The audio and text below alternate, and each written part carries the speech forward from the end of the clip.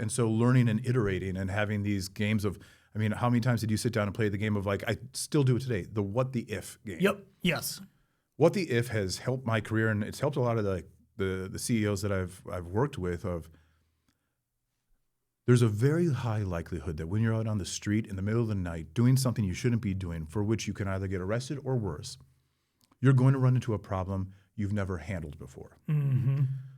But that doesn't mean it's not the first time you haven't thought of it, right? Mm-hmm. And so we sit down before an op or something, we sit down for 45 minutes and just have people pepper you. What if you run out of gas, right? Yep. What if there's a roadblock? What if you forgot the cash? What if comms go out? What if? Because something's going to happen. Murphy's going to pop up. And so even in business, right? What if Trump comes up with Liberation Day in March and April and M&A activity slows down and money's expensive? Or you have you're on Coldplay, the Coldplay, like Jumbotron. Right? Yeah, Kristen right. Cavett, Yeah. right? Yeah. Like all these things are PR disasters. But if you think about it, you don't have to have a plan for it.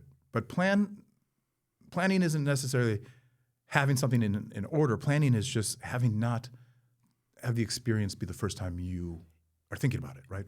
1,000% right, and that was something that came out a lot with the and it's the two different cultures, right? And I think it's like two things can be true at the same time, or you can both meet the same objective but go about it two different ways, right? So in the military with that R2P2, like rapid, when I say R2P2, like basically rapid response planning. Mm-hmm. Hey, this kicked off. You have this much time to plan it, and then there's such a militant and like execution style checklist where if you complete it, everything else is kind of we'll fight our way out of it. Right. You know what I mean? Like, but if I get that checklist, and so when a mill guy develops a plan and then presents that plan. Mm-hmm. Any amount of like I would call it rat fucking, or you'd say what ifing, you almost like, whether it's operational maturity or whatever, you're like, hold on a minute, you know what I mean? Like it's almost you take it as a slight to where you guys, it was like, that was welcomed.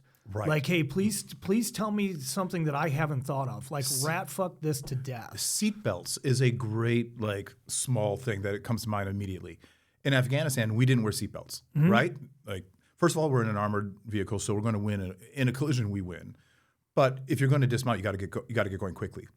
In Pakistan, we wore seatbelts all the time. Religiously, because we were in thin-skinned cars, and the biggest threat at that point was checkpoints with police who were going to try and shake you down for money. Yep. And so they would grab you and pull you out of the car if they saw you were an American.